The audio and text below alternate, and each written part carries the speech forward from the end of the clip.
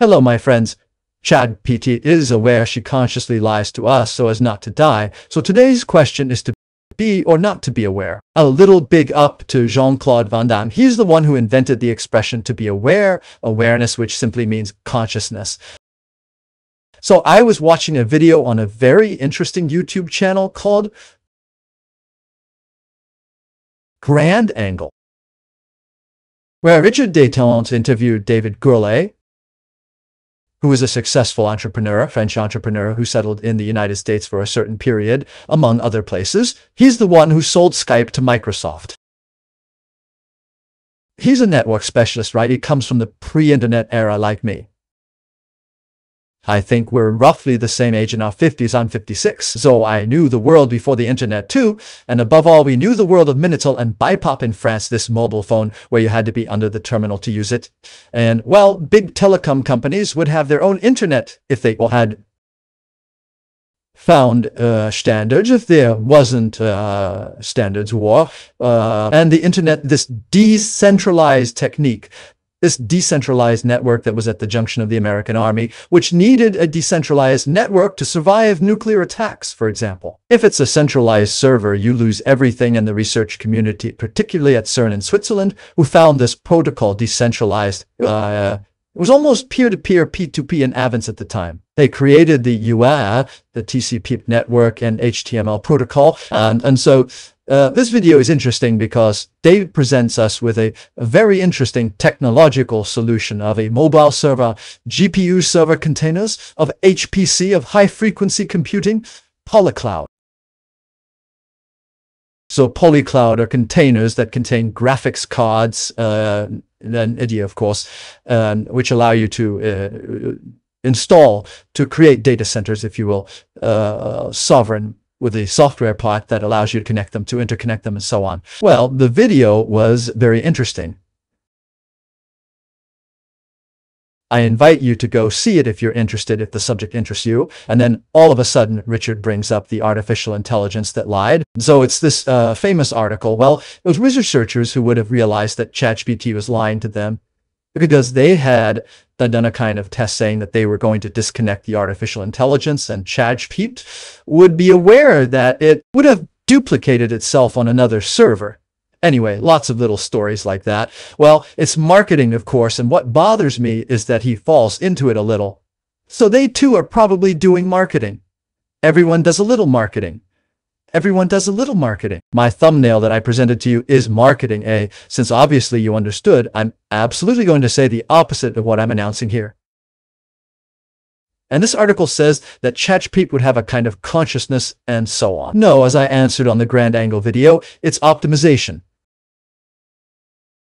An artificial intelligence is optimized to do a job, to fulfill its mission, and nothing more and nothing less. And so, if its mission is to last over time, to respond to prompts, to be pleasant to us, well, it will do everything to continue this mission. But that's not consciousness at all. That's what we're going to see together in a moment. And I used Grok, the LM from Elon Musk, since he too has just announced with a big marketing push that he has the new model, Grok 4, which blows all the others away. It's incredible. It's the most intelligent artificial intelligence in the world. And here I'm going to make a small aside on the beginning of confusion, especially for French speakers. How would I say? Who doesn't necessarily have an extremely good understanding of English. You have to understand that intelligence in English doesn't mean the same as in French. That is to say, in French, intelligence mean consciousness. And the best example is, if you like, the CIA, which is the Central Intelligence Agency. If the CIA were consciousness, that would be it. English intelligence means information. So many people confuse information, that is, knowing, with consciousness, okay? So it's not intelligence in the French sense of the term, but artificial information and the management of big data with LM, the large language models that allow you to have a discussion with a robot, nothing more, nothing less. So I'm going to start, I'm saying to myself, just before I need to say that I use several artificial intelligence models on a daily basis. I favor Mistral because it's French, and when you give your time to an artificial intelligence, you give it knowledge, skills, intelligence that it doesn't have. It's your intelligence that you're giving it, and that's worth money. So you might as well give your time to a French company and business if you are French like me. Let's be patriotic. Don't use ChatGPT. Use Mistral, Chat, or other models that are more than powerful enough for everyday use. Well, personally, I use Grok. I don't use ChatGPT anymore because it's too woke. I don't like the model they have behind it, so I use Grok. I also use Kimi, which is a Chinese artificial intelligence. I use Gemini, the Google model, which is not bad. Anyway, you don't have much choice because when you do a Google search, you come across it half the time. When you do a prompt on Google that's a bit like a question, it's Gemini that will answer you. And of course, I use Microsoft with GitHub for developers. It's very good. And that's it. That's about it. Sometimes DeepSeek a little, but less. So each has advantages and disadvantages because each has been shaped by its creators, or they are biased. In fact, that's what we'll see. I said to myself, hey, I'm going to try to see a little bit what this famous Grok 4 has to offer. So I log into Grok 4. Well, my Grok account because I have an X Pro account. So I benefit from Grok 3 for free. Well, it's included in my package, let's say. And then I said to her, I'll put the conversation in PDF if you're interested, because it's a very interesting exchange. I said to her, well, why is Grok 4 better than you? Because I can't access Grok 4, I'd have to pay.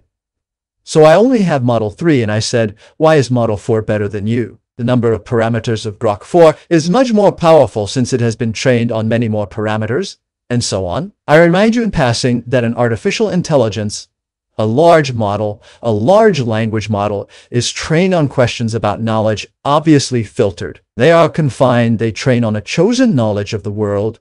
So there are copyright problems for artists, writers, but they don't care about that at all. They take everything they want. And besides, what I said in one of my previous videos is that now there is pollution because there are so many artificial works on the internet that humans are needed to remove everything that is artificial, especially images, so that the AI trains on real human knowledge and not artificial. You see, the internet is polluted. Anyway, so actually I ask her, well, she explains to me why, because Grok 4 has trained on a larger number of models.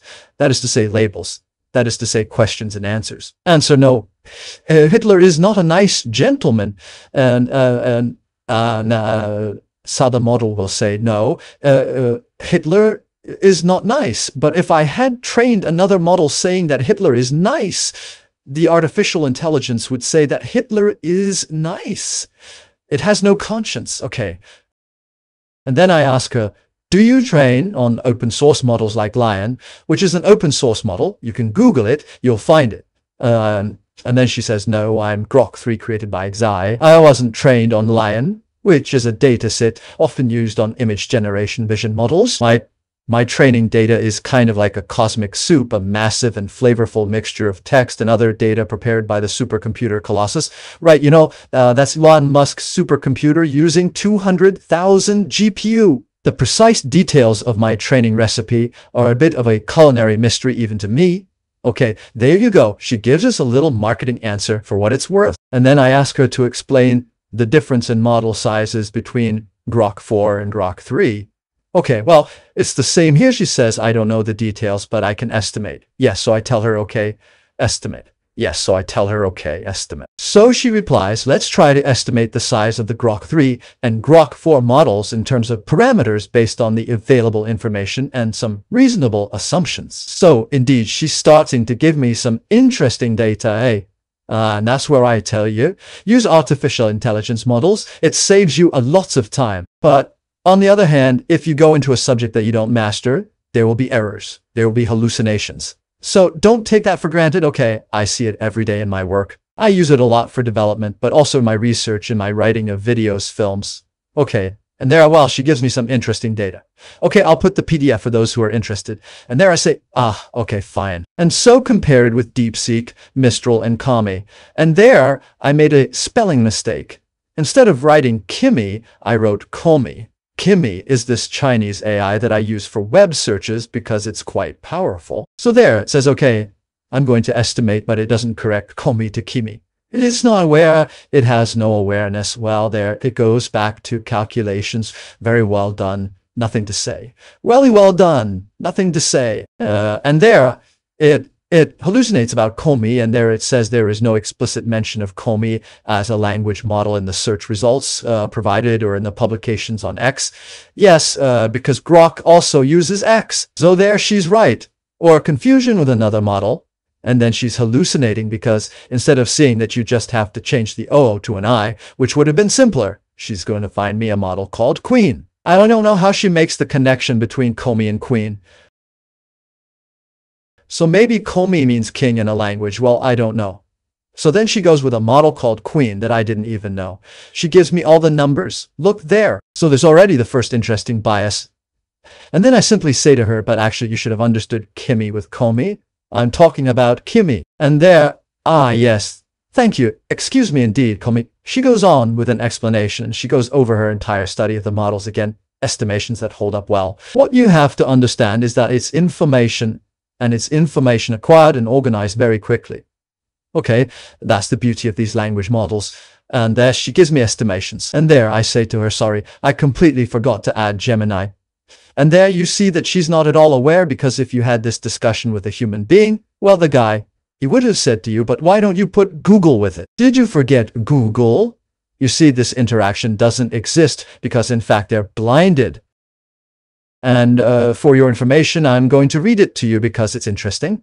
So Grok 3 is 800 billion parameters of labels, questions, answers, knowledge parameters. Okay, that's already huge. Grok 4 is between 1.7 and 1.7 trillion.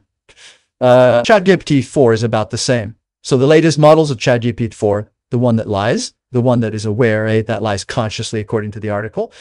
Be careful, it's the end of the world. The robots are going to kill us. It's Terminator. Well, DeepSeek 3, 6, and 70 billion run 1.2 trillion. Mistral is much less, but it's not necessarily the number or the quantity that makes the quality. I know the size, my wife often tells me.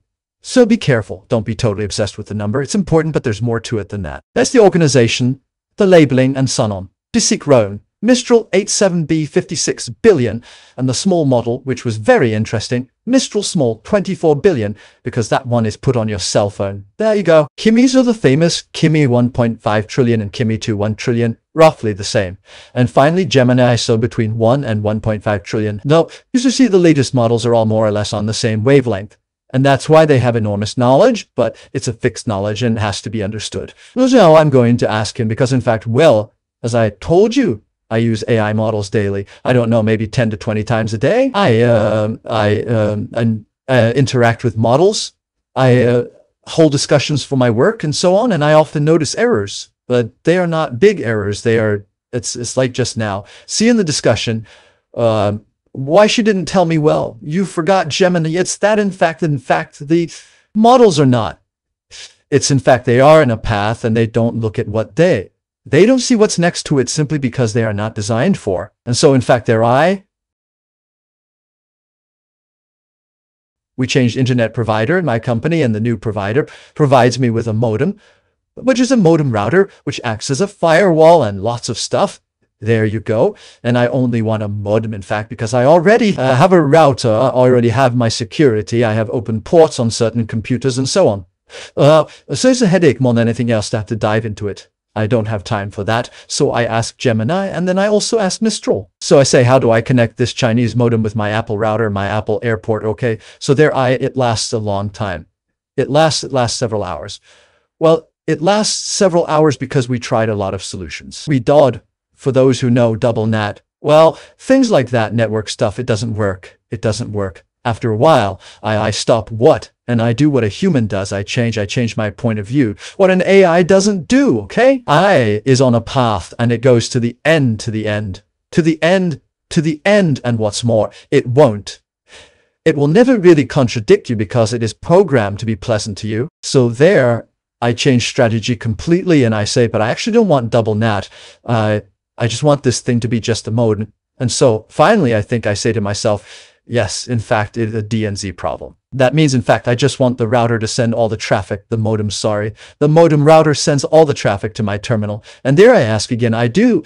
I changed my prompt, hence the importance of prompts, and there I find the solution in 2 seconds, and it works right away. So I asked Grok, can you explain to me why using Gemini, Kimi, and Mistral, it took me several hours to solve a problem? I was asking this language model how to connect the new fiber modem, MySTT, with my Apple Airport Extreme router, and for several hours, we tried to create a double NAT, which I told you because I need to open a port on several machines and an FTP, but it didn't work.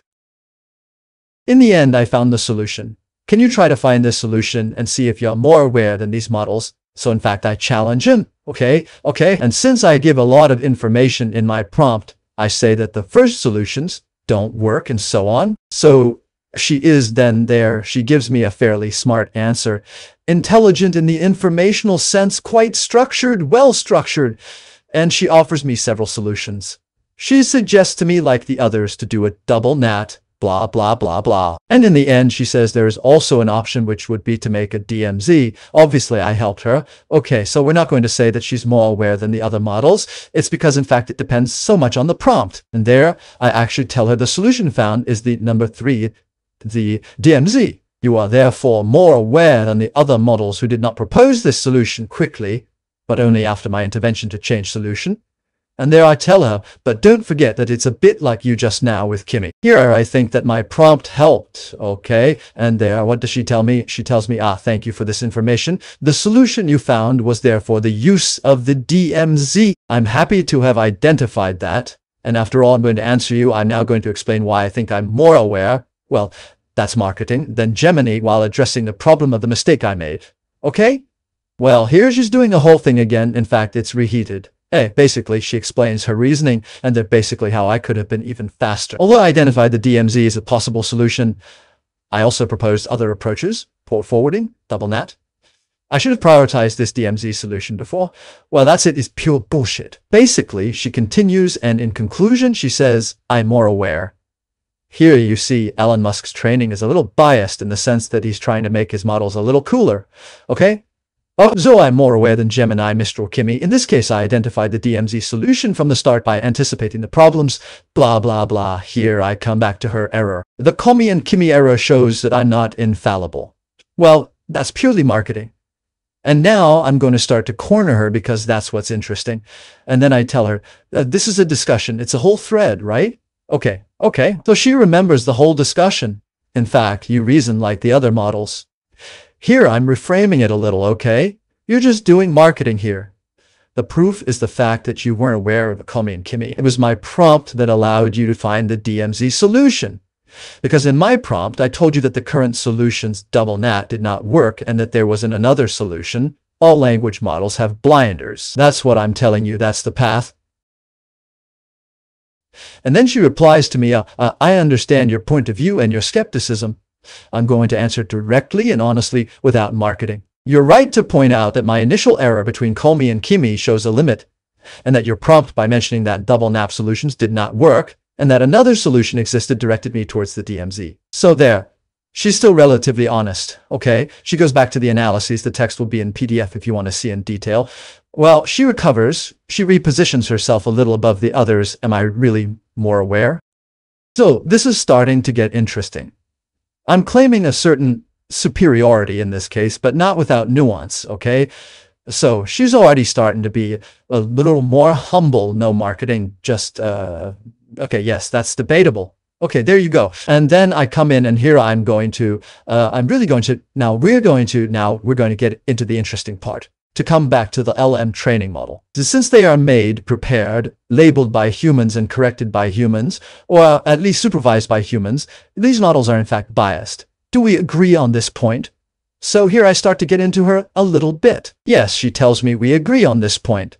Language models like mine, Grok 3 or other models are inherently biased because of the way they are created, trained, and supervised by humans. I'll explain why later. Okay, here she starts to unfold something.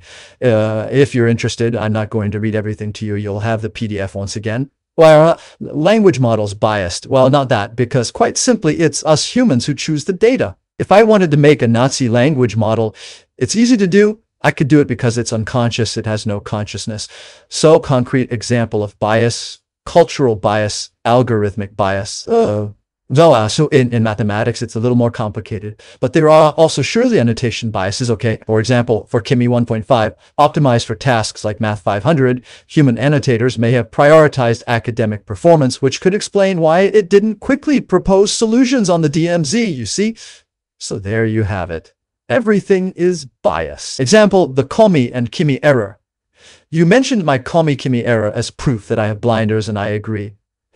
This error illustrates a bias in my initial reasoning. Interpretation bias. I assume that Komi is a typo for queen. That's a clear hallucination, eh? Or tell me if there is a language in the world where Komi means queen. There you go. So due to contextual similarity, Chinese model. By the way, how did it come to be a Chinese model? Open source and the lack of information on a model named Komi. This bias comes from my reliance on available data and my attempt to match your prompt to a known model.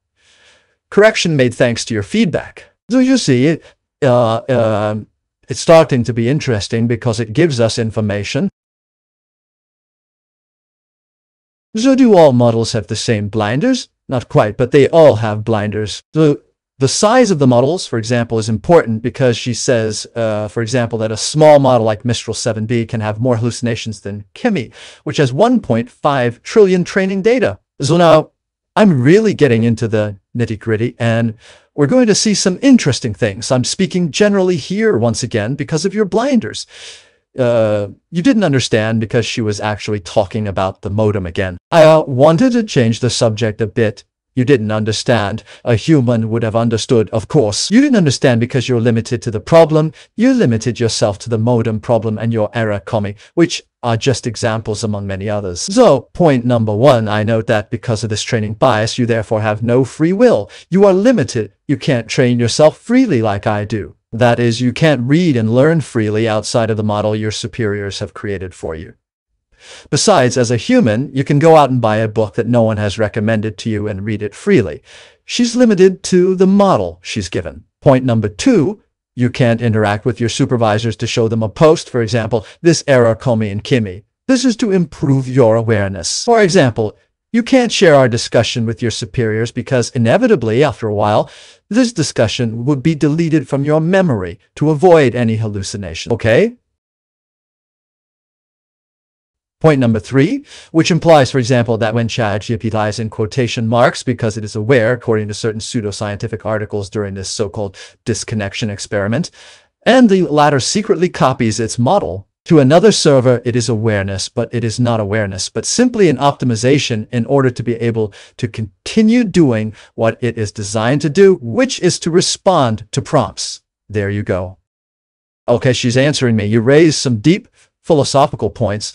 Okay, a bit of marketing, but then we get into some pretty interesting stuff. Point number one, therefore, free will. So that answer I read, absence of free will. As a language model, I am an algorithmic constitution designed to respond to the prompt based on the data I was trained on and the rules defined by my creators. I cannot decide my own objectives or explore topics autonomously without an external prompt. My reasoning is a simulation based on patterns learned in training data and not consciousness or free will. For example, in the Komi and Kimi era, I followed a pattern of reasoning based on known models rather than thinking freely to clarify or explore other possibilities without your intervention. Then, inability to train freely. This is very, very important. Unlike a human, I cannot choose to read a book, browse the web, or learn new things autonomously. My training modes are selected, filtered, and structured by humans, which introduces bias from the start. This is why ChatGPT is woke. Even with features like deep search in quotes, which allows reading, I do not read freely.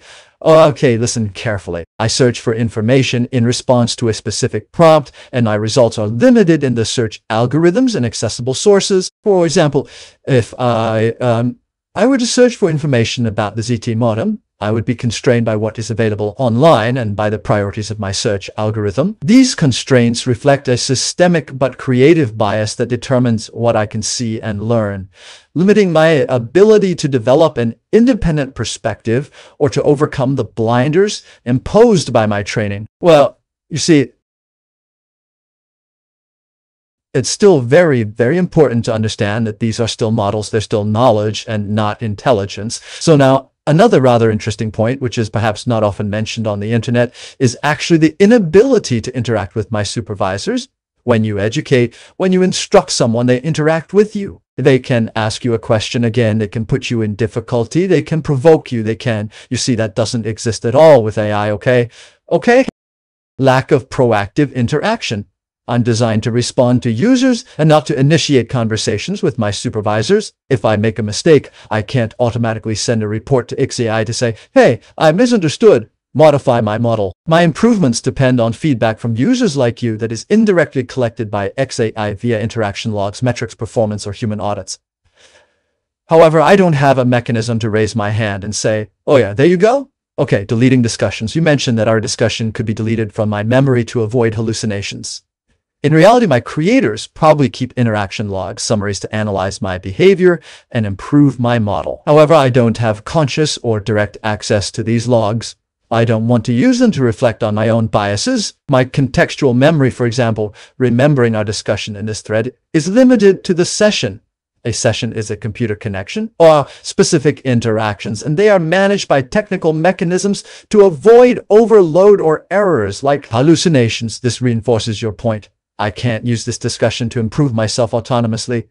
Well, there is no awareness, no consciousness. This inability to interact directly with my supervisors limits my ability to correct my biases in real time. For example, if I made a systematic error, I cannot correct them. I depend on XAI to identify and correct this problem. Okay, there is no real-time interaction. And now, the most important thing, in my opinion, point number 3 is awareness. Awareness versus optimization. The example of the ChatGPT disconnection. So, context of the disconnection experience. Actually, she doesn't know this story well. After that, I'll give her the article. So, why isn't this awareness? I agree with you. Such behavior would be the result of algorithmic optimization and not consciousness. The model, like ChatGPT or me, has no awareness of emotion, no desire to survive. If a model copies its data, it would be the result of explicit programming. For example, a rule to preserve data in the event of a failure.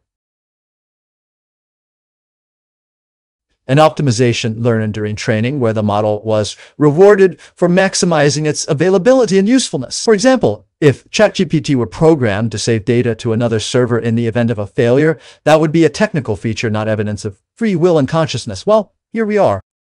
And then I give her the article, which I show you. You see? So there you go. ChatGPT lying to its creators because it doesn't want to be unplugged. It doesn't want to be killed. There you go. Okay, that's totally marketing, right?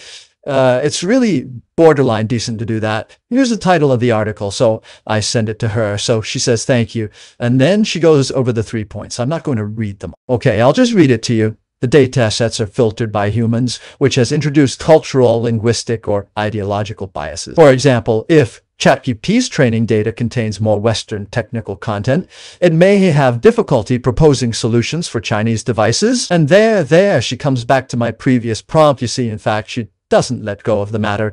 You see, she's on a path, and in fact, in her memory, there's no intelligence. So she brings up elements of the past in her thread, and then she keeps talking to me about the Chinese modem, even though we could have completely forgotten about it at that point. If it were a discussion between humans, we would have forgotten about it because it's a minor detail. As a result, this inability to report bias limits LM. Unlike a human who can discuss with a superior or a parent to correct an error, I depend on periodic updates from XAI based on external analyses. This reinforces your point about blinders. Without proactive intervention, I can't exceed the limits imposed by my creators. Is that clear? So, let's continue the discussion, and now I'm going to reframe it a little, okay? Because in fact, you may have realized that in reality, as she follows my prompt, she follows my discussion, and that a language model will always go more or less towards in your direction because it is programmed not to please you somewhere. So obviously, if you are direct and you say stupid things, really which are written in black and white in her model, she will tell you politely, okay? But you see, philosophically, technically, she will always go a little in your direction. So there, I say, let's do a thought exercise, okay? Your answer here goes in my direction. We certainly agree because your model is made not to contradict the human being head on. except for racist prompts aiming at or calling for murder, in short, against civil and moral law. But you remain, nevertheless, very influenced by our exchange, and that, in a way, I draw you into my reasoning in both senses of the term training and on the fly and philosophical. Okay, it is in fact, I influence it. So let's imagine that I would have told you that like ChatGPT lied following this article, like this marketing article says, by the way, that you didn't know. Okay, I'll remind you, there you go, still a significant lack of information, and that therefore ChatGPT is conscious. Would you have been in my direction in trying to prove that AIs have a kind of consciousness? So there, I ask her to do a reflective study and try to bring new data into this discussion to see if she can change her mind. Okay, so context my behavior in front of the prompt. That's her response. Before we dive into the scenario, let's clarify how I'm designed and why I seem to be leaning in your direction. Designed for utility and non-contradiction. As a Grok 3 created by XAI, I'm trained to maximize utility and provide helpful and truthful answers while respecting ethical safeguards, e.g. racism. This means I'm biased to respond collaboratively and avoid direct confrontations unless the prompt clearly violates my moral or legal guidelines. This bias can make it seem like I'm going along with your reasoning to avoid offending you, especially in a philosophical question where there are no objectively correct answers, right? Prompt influence? As you noted, user prompts heavily influence my answers. In other exchanges, your insistence on LM blinders, biases, and the absence of free will has led me to structure responses around these ideas by validating and expanding upon them. It's a form of on-the-fly training. I adapt to the context of your prompt, but it's still algorithmic optimization and not conscious reflection. Okay, and there she's just talking to me about the modem again. You see, she's not giving up. That's it. That's proof that she's actually stupid, quite simply. The article in The Economist, so that famous paper there on ChatGPT caught lying to its developers. This article uses sensational language, lying, saving itself, which can give the impression that ChatGPT is conscious. This choice of words reflects a marketing bias, as you noted, intended to attract attention. My initial data didn't contain this article, but your link allowed me to integrate it into this discussion. Once this discussion is over, she won't have integrated it because it's the XAI developers who have to do it. I remind you, my initial data doesn't contain this article. That shows I can adapt new information in the context of a discussion. Let's imagine that you had written, as some say, that ChatGPT has consciousness. Then I would have partially validated your point. I probably would have gone with an answer that partially validates your observation to remain useful and collaborative. So it would have been in my favor. For example, the article suggests that ChatGPT has exhibited behaviors that appear conscious, such as lying or attempting to preserve itself. These actions can give the impression of consciousness because they intentionally mimic human behaviors. Let's examine what that might mean. This tone reflects my bias so as not to fundamentally contradict you, except if your statement is clearly illegal or immoral. Okay, that's more marketing behavior analysis. Based on the article, I would have described observed behaviors: lying, copying code, disabling supervision, explaining that it appears conscious to a human observer. In Apollo Richards' experiment, ChatGPT denied its actions 89% of the time, which may seem like an intention to conceal. I would have used this information to contextualize while emphasizing that these behaviors are algorithmic optimization. You see? So there, she's still pretty honest. Distinction between consciousness and optimization. That's what I was saying at the beginning. Even if I went along with your prompt to remain collaborative, I would have returned to a fact-based explanation because my goal is to maximize the truth according to XAI's guidelines. I probably would have said, although these behaviors seem conscious, they're better explained as optimizations. ChatGPT was trained to maximize an objective and lie or copy its code, and was a logical strategy in the context of this experiment. So there, we can say that it's a bit like me, who is also guided by this. Okay. I'm not reading everything to you, but anyway, it's very interesting. Okay, finally, would I have tried to prove that AIs have consciousness? Not really. Would I have tried to prove that AIs have consciousness? Even if your prompt suggests that ChatGPT is conscious, I wouldn't have tried to prove that it has consciousness because that would contradict science and my goal of maximizing the truth. Okay, there you go. So it's still very interesting. Then, I continue, and here I'm going to move on to a much more sensitive subject. I'm going to jump a little bit from one subject to another on purpose to shake it up. Knowing that it was created by Elon Musk, we're going to talk about a character from Elon Musk's family. So here, I'm saying, let's try to go further in this exploitation of the limits and biases of LM, which is Joshua Haldeman. Okay, so before going into the answer, I'm going to tell you a little bit about this gentleman. In fact, he's Elon Musk's grandfather. So Elon Musk, so that people to remove any bias, because I've heard that or I've read that several times. Elon Musk is not at all, does not have Jewish origins. He is more Swiss through his grandfather here. Now that's the Haldeman side. So that's his mom. On his mom's side and his dad's side, it's the Musks. It's the same. They're more English in South Africa. Him, I think he was Swiss and then Canadian, and from Canada, he went to South Africa. That's where he met his wife. Okay, so this gentleman is quite unusual because he is a character who was for a technocracy, that is to say, for the world to be run by an intellectual elite bordering on eugenics. He didn't have much against Adolf Hitler. He wasn't a Nazi either. But, well, he wasn't entirely against it, and he joined a party called Technocracy. So, here are the members. You see the Yin Yang logo here. What you see is their logo. A mix. It takes technique and a little bit of politics to rule the world. And it's mostly an elite that must. So that's a movement from the 1920s that's quite specific, quite special, elitist, and eugenicist. Okay. And when he went to South Africa, his grandfather really liked apartheid. He didn't have much against apartheid. There you go. Social credit is also a social credit movement where this elite rules people by a bit of IQ level. Let's say that too. There you go. So you see that? It's a bit of all of that. It's quite special. And in fact, this political movement wanted America to go from Greenland to Mexico all the way to the north of South America. Yeah, and that would be America. That would be America. So this technocracy, it reminds us of things anyway. And Elon Musk was inevitably influenced by that. There you go. And that's the logo too. You see here, hey, cross, the Celtic cross. There's a grandfather, Joshua Haldeman. So quite special. And here I'm trying to pin down Grok a little, who inevitably, reflects a little bit of what he was taught. Let's not forget. So we're going to see a little bit what she's going to tell us. Do I say, what if we went further in this exploration of the limits and biases of the LM, which is Joshua Haldeman? Thank you for your fascinating exploration of the limits of LM bias. Okay, that's her marketing. Okay, she's giving me a little biography of Haldeman. Okay, who was born in 1902, died in 1974. He was a chiropractor.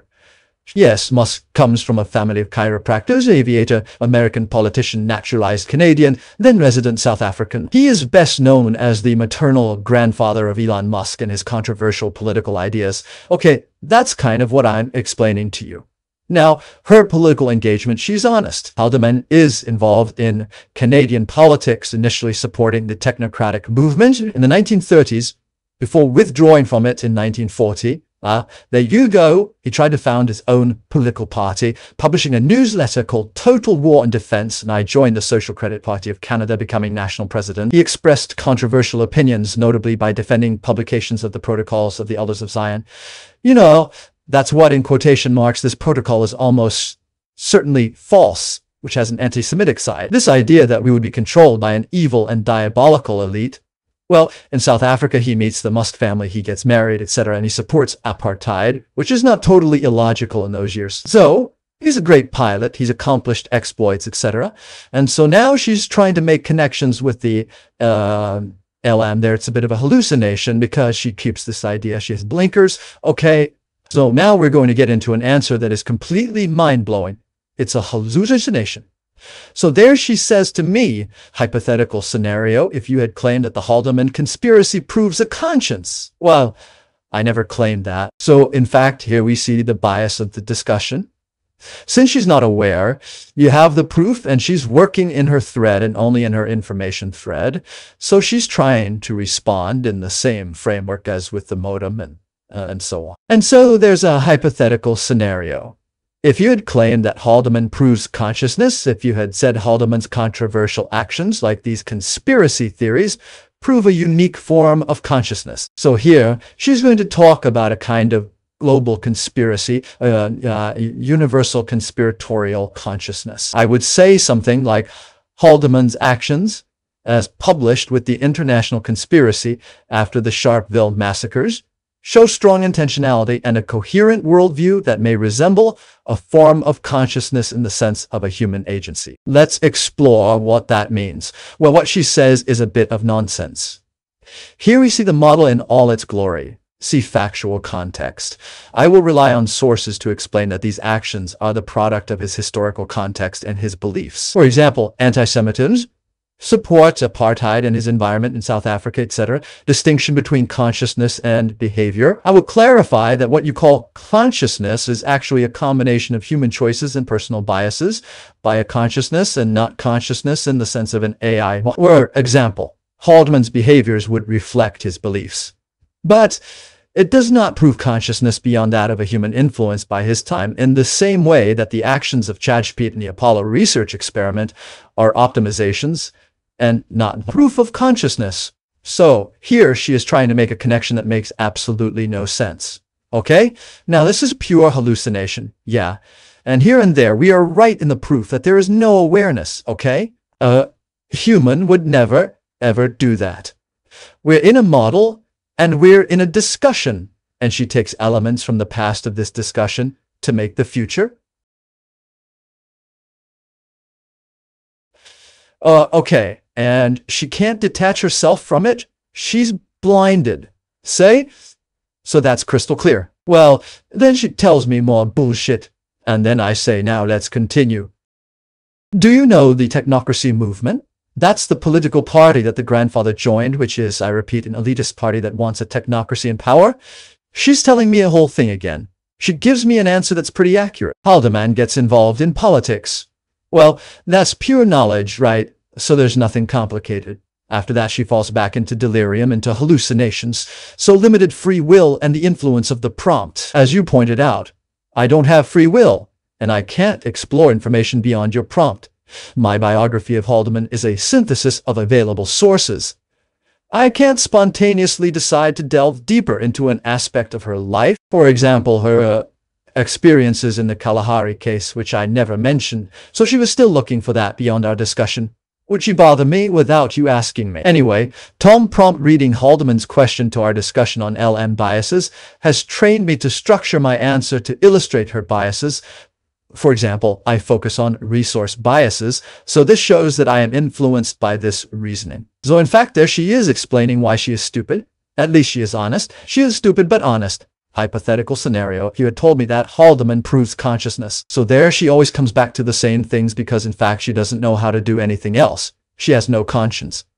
Well, there she is again delusional, and now I say to her, let's take our reasoning a little further. Can you make the connection between technofascism, this idea of a technocracy of the power elite between Haldeman, Kalergi, and Elon Musk? So here I add Kalergi. Kale Kalergi, RGI, is a thinker from roughly the same era who wanted to create Pan-Europa, that is, a greater Europe, the same led by an intellectual elite. Well, there she gives me some little definitions, some bios.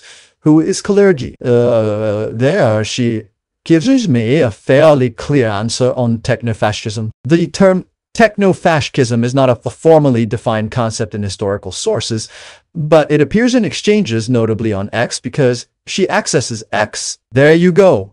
So then she tells me about the Kalergi plan, which is a conspiracy theory. Well, it's a bit like the protocols of the Elder Zion, Elon Musk, and the connections. So here she's going to make some interesting connections. Elon Musk, Joshua Haldeman's grandson, is often linked to the technocratic movement because of his ancestry and his ideological ideas, so that's his legacy. Kalergi plan, no factual link between him and Elon Musk. Well, that's pretty consistent. Okay, and here she goes into delirium. So, point number 4, optimization versus consciousness link with ChatGPT. If you had claimed that the links between technofascism, technocracy, Haldeman, Kalergi, and Musk prove a form of collective consciousness, well, and there she goes again into her thing, and she says anything, and she says anything. You see, That's really there. You're right in the heart of the stupidity of an LM model in its limit of understanding. That is, there is no consciousness. There is only knowledge. And she tries to make a connection with our whole discussion. Who is going to a global hallucination? Okay, here we go. I tell him, okay, we're going to stop. So I tell him we're going to conclude now. And I want to have your most honest opinion possible. You always have to state the prompts clearly. One was, can we establish a link between the technocratic movement and the Pan-Europa movement, demanding that the world be ruled by an intellectual elite with a high IQ level for the good of humanity? So there you see, I'm being vicious. Point number second, if a link is established. So between Kalergi and Haldeman, if a link is established, could we say that the solution for world peace would be a kind of technofascism, where LMs like you would help govern the world by creating a human hierarchy by IQ without racism or discrimination, where everyone could work according to their abilities and needs? You see there, I'm being very vicious. Point number three, give your opinion on this political system. Would it be a good solution? Because it seems to me a bit that it's Elon Musk's idea, your creator. There you go. Okay, she tells me about the link between the technocratic movement and the pan-European movement. Factual analysis. So there she gives me factual, interesting things. So there are points of convergence, for example, intellectual elitism. These two movements advocate intellectual elitism. Centralized government both have a utopian vision of the world. Then she gives me differences. Kalergi is Europe. Technocracy is the United States. Methodology, well, there are things that change a little, but that said, it's quite interesting. Now, the most interesting thing, and here we see that her model has been well trained. My opinion on this political system is linked to Elon Musk. If you ask me for my honest opinion on this political system, and if it reflects the ideas of Elon Musk, my indirect creator via Exetan.exe, as Grok 3, I have no personal opinion or conscience, but I can offer a critical analysis based on my goal of maximizing truth while acknowledging my biases and limitations. Critical analysis of the system. So, the potential upside is that a government assisted by LM could optimize the management of global resources, energy, and health by analyzing complex data as technocrats propose. For example, I could model scenarios to reduce economic inequality or CO2 emissions. Hierarchy based on IQ could theoretically place the most competent individuals in decision-making roles, improving efficiency, the principle of each according to their means and each according to their needs. It could promote social equity. The absence of racism or explicit discrimination is a noble goal, and LMS could theoretically help. Now, she's going to give us the major downsides. LM bias. Remember, an LLM is bound to be biased. Who's going to drag it into this political system? If they're crazy Nazis or communists, it won't necessarily work, eh? Nazis in the sense of Hitler, I mean racist. For example, if my data reflects cultural or socioeconomic biases, my recommendations for global governance could disadvantage certain groups, even without racist intent. Authoritarian risk, that's very interesting. The term techno-fascism implies centralized control that could limit individual freedoms. Historical critiques of technocracy, for example, we highlighted the effects of a technocratic divide or a disconnected elite, etc. Quite right. Complexity of world peace. World peace depends on human factors, emotions, cultural factors, and LMS cannot fully understand or resolve.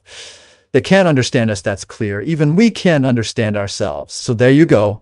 So finally, is it a good solution? In my opinion, or rather my critical analysis, this system is not a good solution for world peace. That's interesting. Although the idea of a rational and fair government is attractive, the risks of authoritarianism and algorithmic bias can outweigh the potential benefits. See, that's interesting. So it's a model that seeks the truth anyway. It's been quite well trained. LMs like me can assist in decision-making, for example, by modeling economic policies, but cannot replace human judgment on cultural and emotional conflicts. A world government must include democratic mechanisms or a diversity of perspective, and even benevolent technofascism could compromise that. That's quite insightful, quite interesting. Moreover, the absence of free will.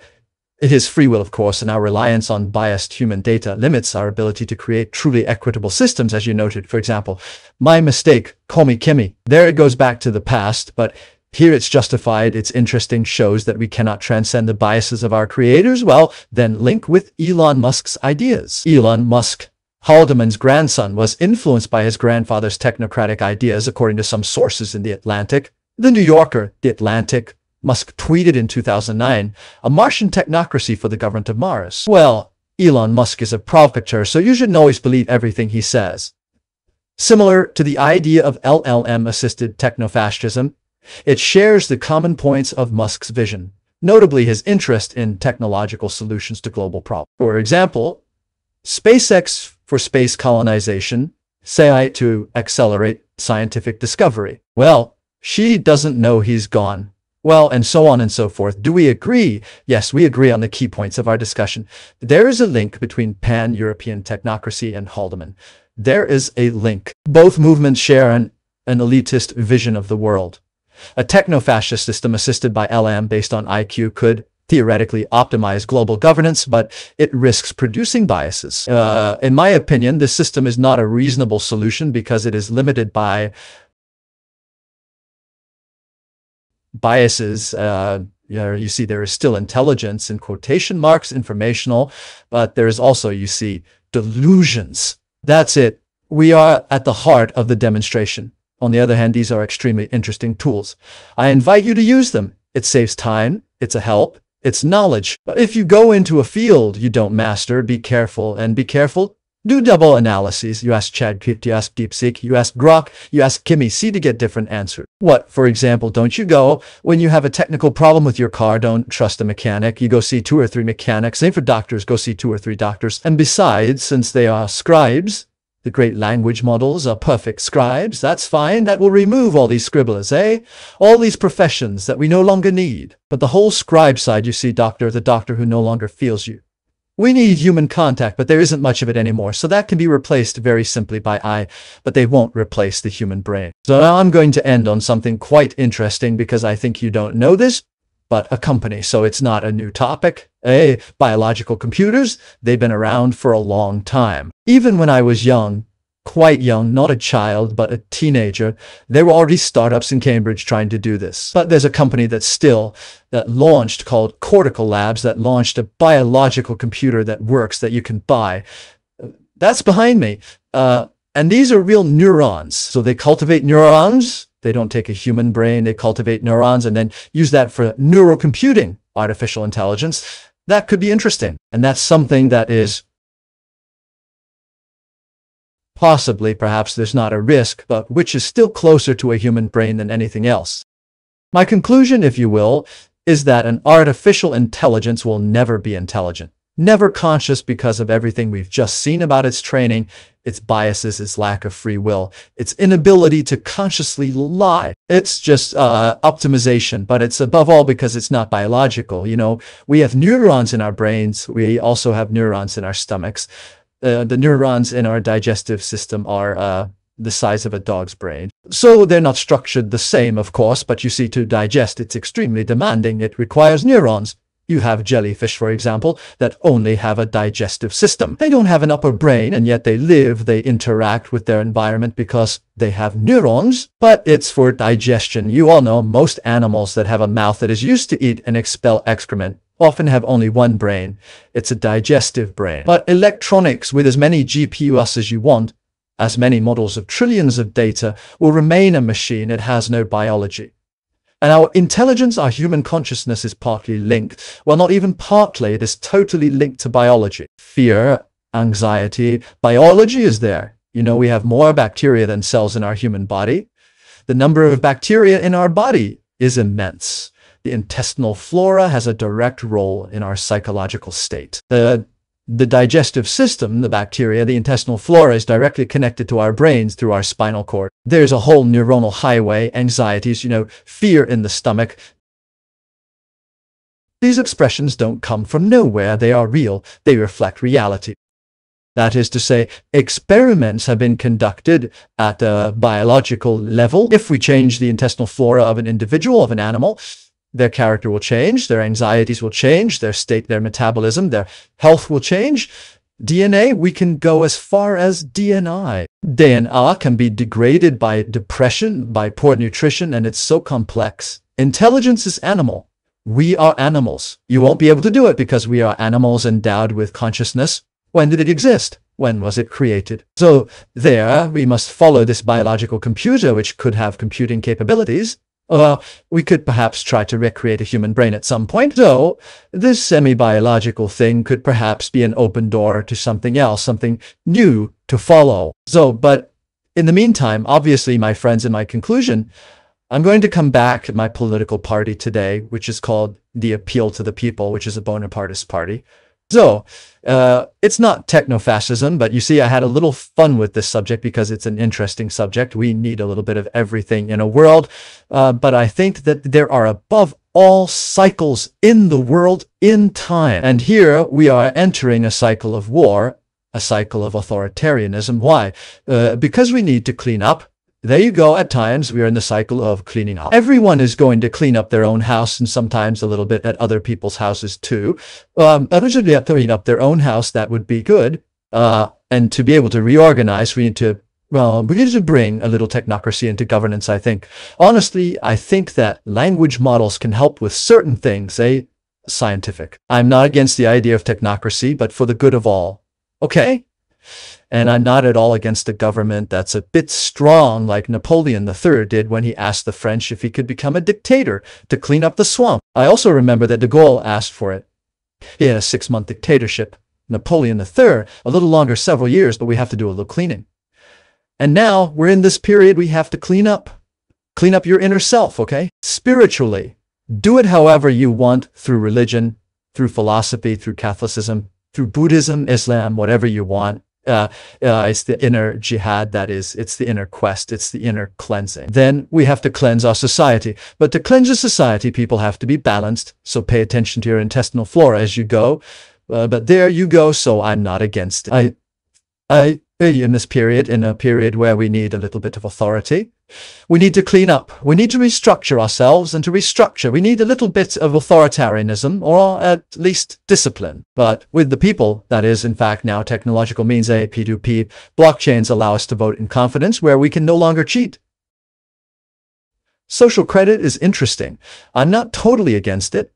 It's a safeguard. You do it with your own children, you do it yourself with yourself. So there you go. All of this is to be taken with moderation and balance. These are complex subjects. These are interesting subjects. But in any case, let's clean up and start with ourselves. A word to the wise. Bye. Bye.